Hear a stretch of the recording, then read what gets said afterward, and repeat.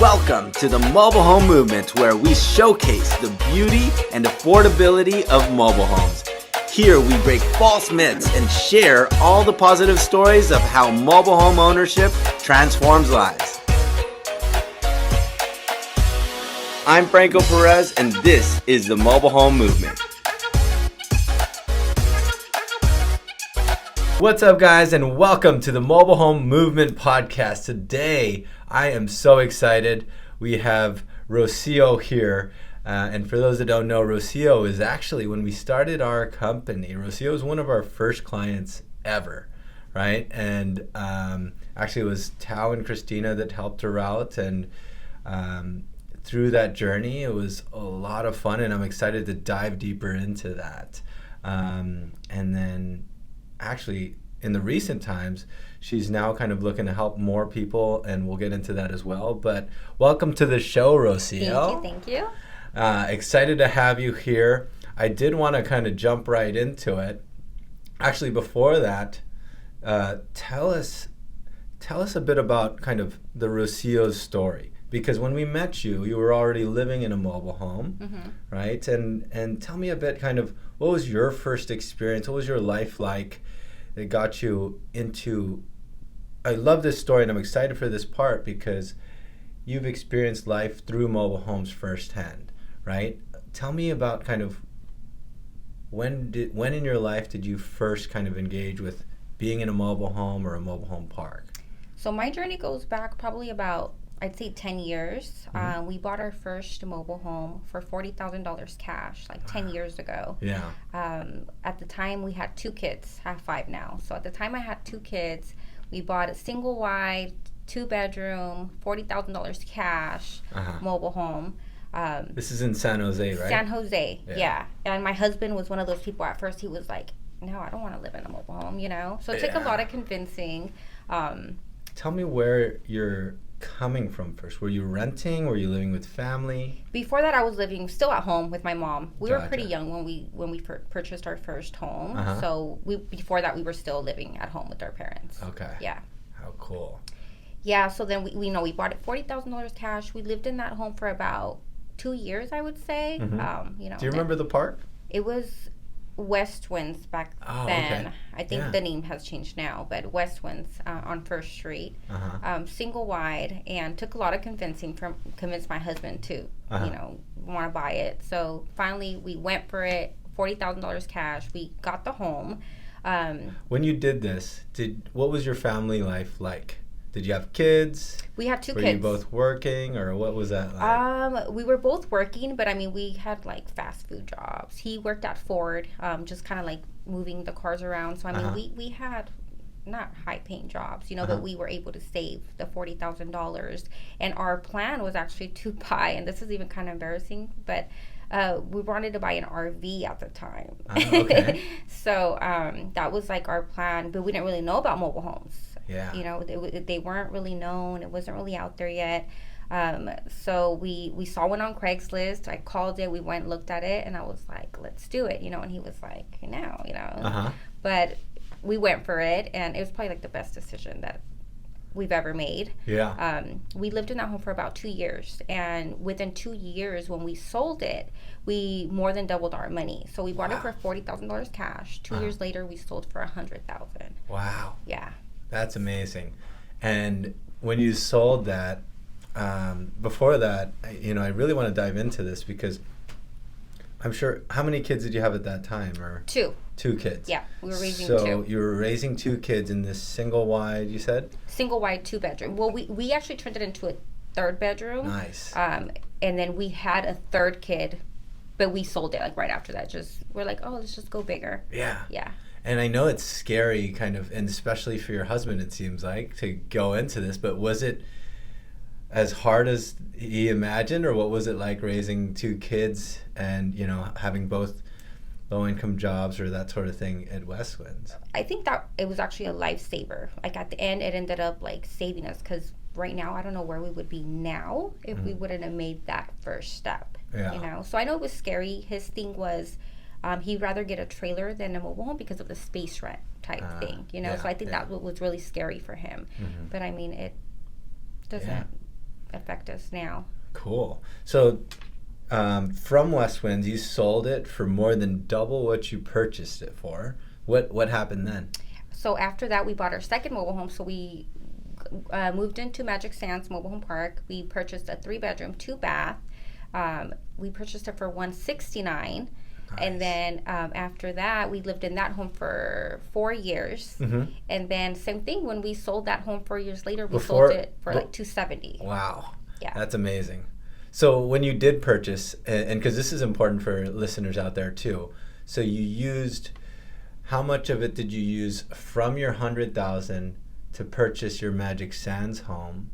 Did you finance a part of it? How did that look like? We finance, and I might not remember exactly, but us personally, we used the entire $100,000 to put it down. But I know we had the option of only, I believe, 20% was our option. But we went ahead and just put the entire thing down. Good. Oh, cool. Yeah, because sometimes what you'll even see with a lot of our situations is like they can use that half of it to upgrade to a newer home, and then they have extra cash in their pocket too. Yeah. But you did a good thing too. I mean, everyone's situation's different, but that's cool that you did that. Yeah, we had options. We had plenty of options. So you upgraded from a single wide to a double wide.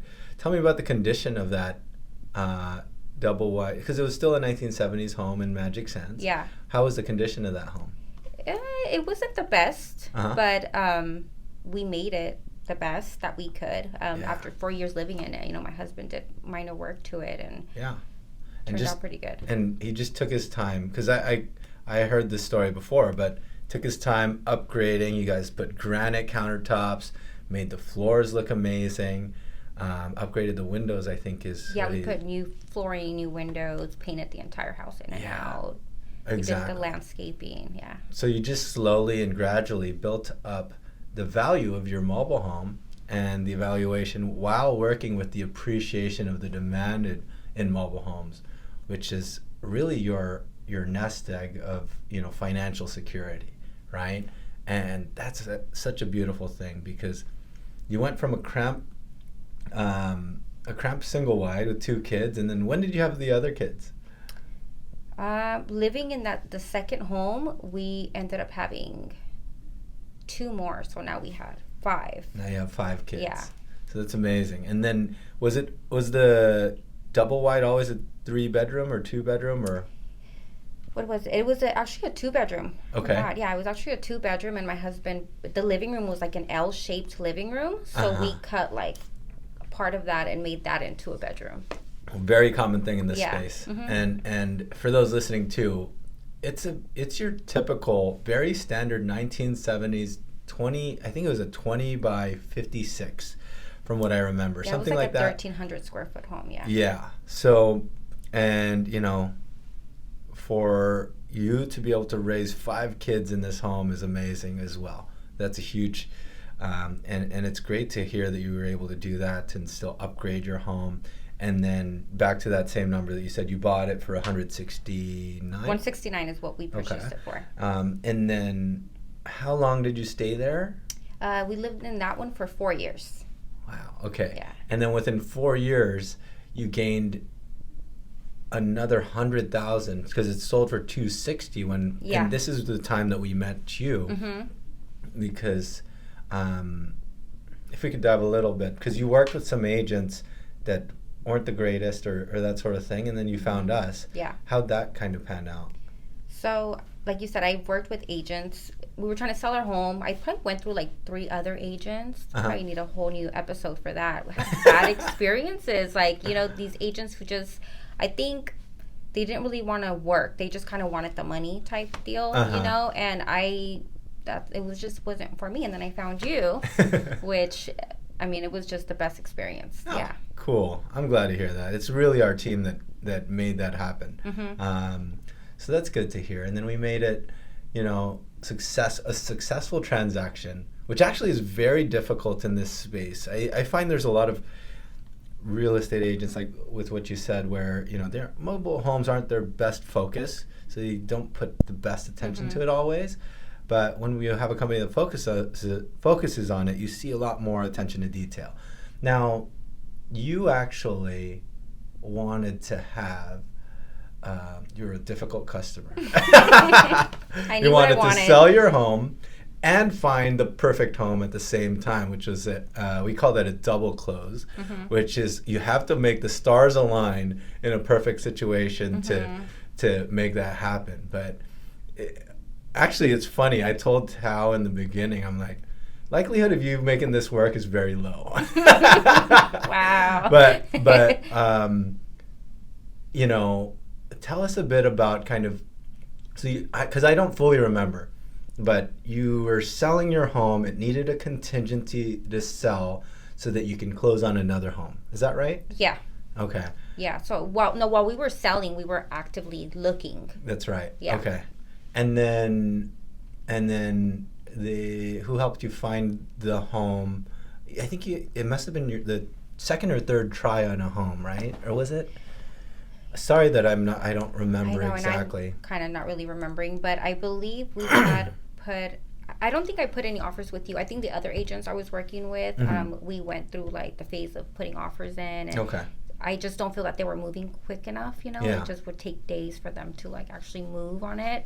So we ended up losing a few of the homes that we wanted from the beginning. Got it. Yeah. And then so you went from your double wide 1970s home, made a ton on the equity there by just simply living there, not and upgrading it a bit as well.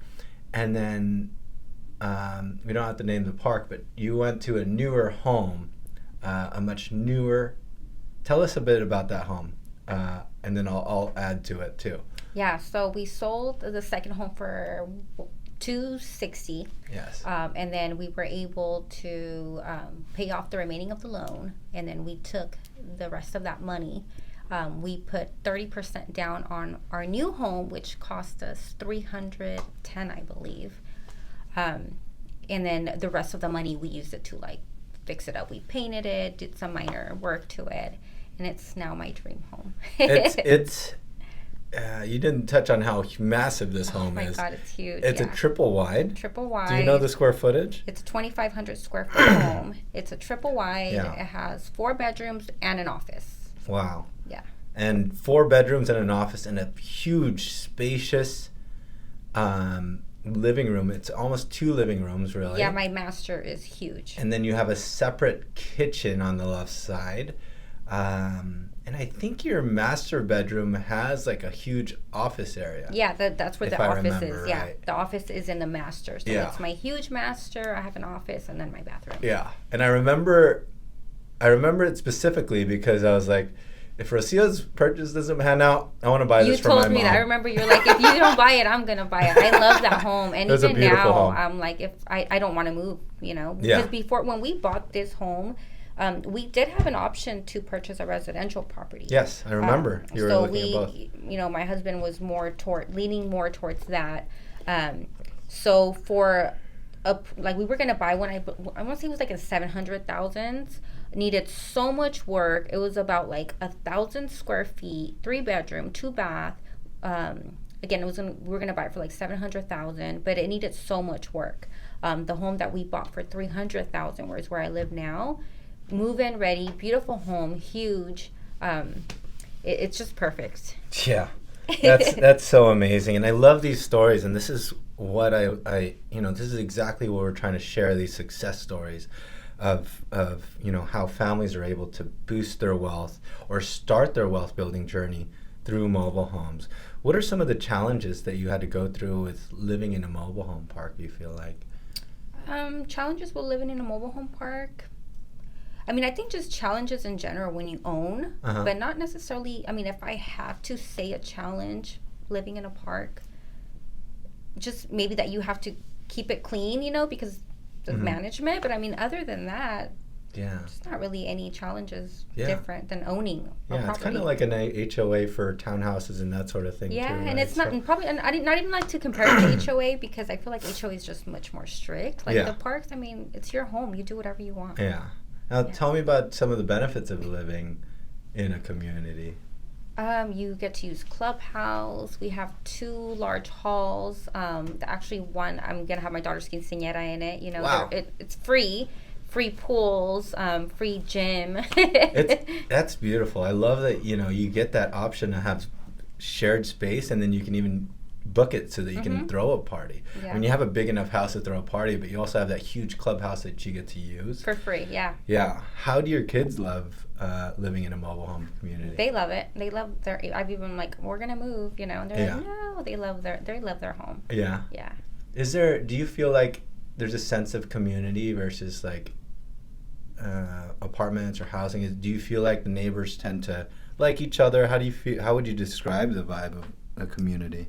Definitely good vibes. I mean, I love my neighbor. I know all my neighbors. I even go to birthday parties next door when they have birthday parties. So it's definitely, we're a close-knit community. Yeah. And, I just love the people in these communities. They're so humble, so real. What I love about mobile home parks and the people in it is that everyone there is an owner of their home in that community. So you have a shared interest. You have a shared, and it's not just, your neighbors aren't renters. They're not investors and that sort of thing. Everyone's kind of everyone cares about their home and has a family in there, and that's such a beautiful thing. Yeah. So the kids love it, and location wise, it's allowed for you to stay in an expensive area like the Silicon Valley and keep commute very short probably to work or for your husband. Let's see here. I did have another question. So we talked a lot about these huge wins in the mobile home space. I want you to kind of imagine if there's another person in your life, like that's in your phase right now 10 years ago. Hey, they're living with their parents trying to start a family. And if mobile homes weren't an option for you, where do you feel like you'd be today? I mean, what would life be like? Because you worked so hard to save that $40K, and where do you feel like your life would have been? Honestly, I actually talk about this all the time with my husband, and I tell him, if we weren't here, we would have never made that first move to buy that $40,000 home. Where would we be? I tell him this all the time, because I think we would probably not be living in San Jose, or we would probably be renting maybe a 2-bedroom apartment with how high rent is right now.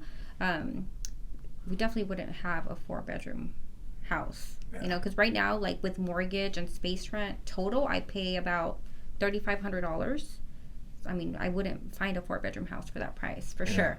So I probably wouldn't even be in San Jose. I'd probably be struggling to drive to the valley every time. Yeah, that's insane. Yeah. So I mean, and knowing that there's so many families, I mean, how much has it impacted your life to be able to have a mobile home, do you feel? I mean, it's definitely impacted my life in a positive way. Yeah. Because, again, my home is my dream home. Like, I even tell my husband, if we were ever to buy a residential property, I want you to build me this exact home. I love my home. My home is just it's my home. It's beautiful. I love that. And I love that you were able to kind of build up to own something like this. And, I just want to point out, like, you guys aren't making a ton of money in jobs. You guys are middle income earners and that sort of thing. But because you made the right decisions of owning a mobile home that appreciated, selling and owning another mobile home that's appreciated, you've been able to get ahead of families out there that are making good money that don't own anything, right? And I see it all the time. It's like, hey, great, you're making good money, but you can't afford purchasing anything right now because it's very difficult. And then I see a lot of families that aren't making a lot, but make the right decisions in mobile homes, and they're more financially secure, more comfortable, less stress, get to raise a great family like you did, and in a great situation. And that's why it's an honor to kind of share your story of this. And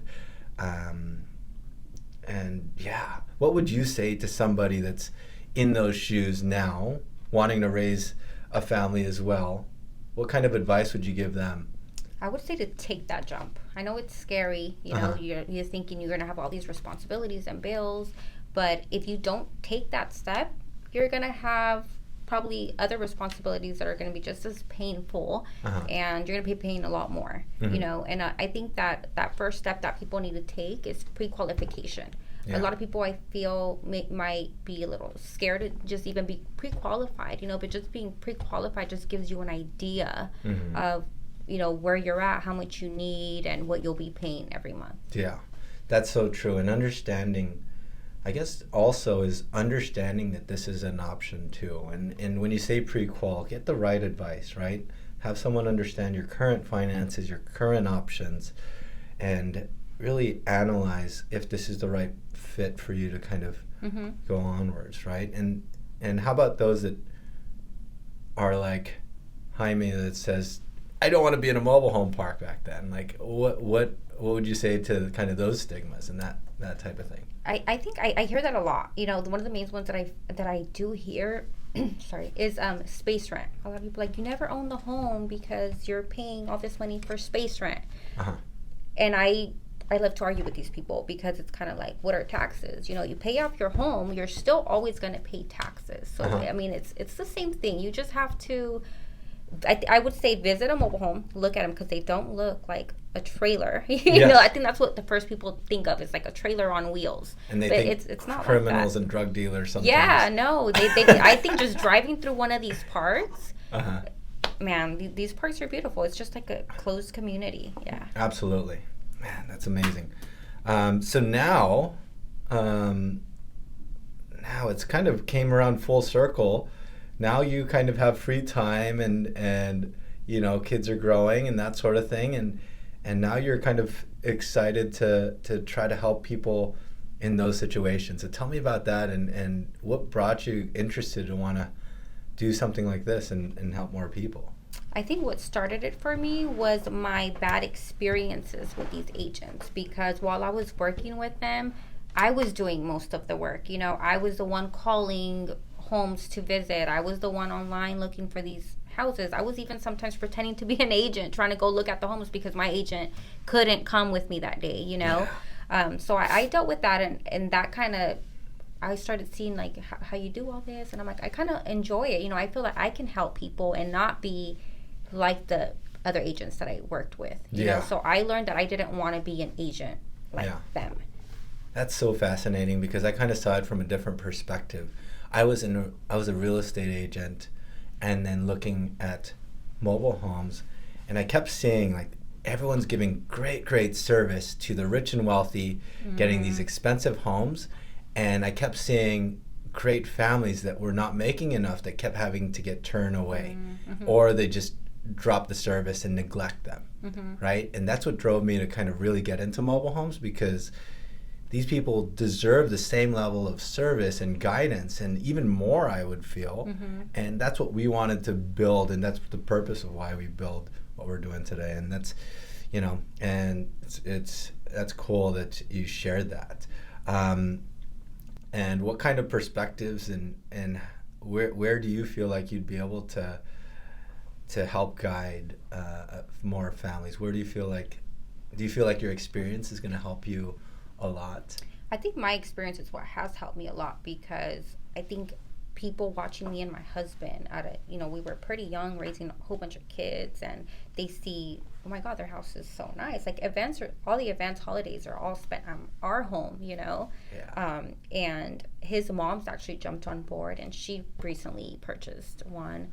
His sisters are saving to purchase a mobile home. So we're definitely influencing like people just in our small circle. I can only imagine, telling people my story and how positive this has been for me. And I would definitely want to help everybody and anybody. And it's these types of stories that really make me feel amazing. And like, I love, I can't tell you enough how many great stories we have like yours, and tears of joy. And yesterday we were just at one of Sunny's past clients, and how they felt so comfortable in there. They actually just got their first single wide, and they lived in it finally for a year, and they're so happy of these decisions. And we want to share more stories like this, and I'm so excited for your journey of being able to help more families and make that impact for people. So anyways, before we go off, I do have a few questions about you. What are some hobbies or things that you like to do in your free time? My free time, I spend it all on my kids. Sports. We're a big sports family, so we either go to games. We love watching the Warriors. Yeah. Or we just spend it with my kids. My kids are all in sports. They do basketball. They do dance. They do soccer. So, yeah, my time is their time now. Yeah. Yeah. There's a lot of moms out there in these mobile home communities. So, I mean, and there's, man. My mobile home community does Zumba every Tuesday. How cool. Yeah, all the moms are in there all the time. I haven't gone myself, but I know a few of the moms that go. Yeah. Man, that's awesome. So but yeah, well, let's leave it at that. Thanks so much for being here, Rocio. Thank you for having me. We'll have, this is just, she closed her first transaction and helped with another one too. And I'm excited to have like follow-up journey moments like this, and we'll continue on this journey. So thanks for being on the show, Rocio.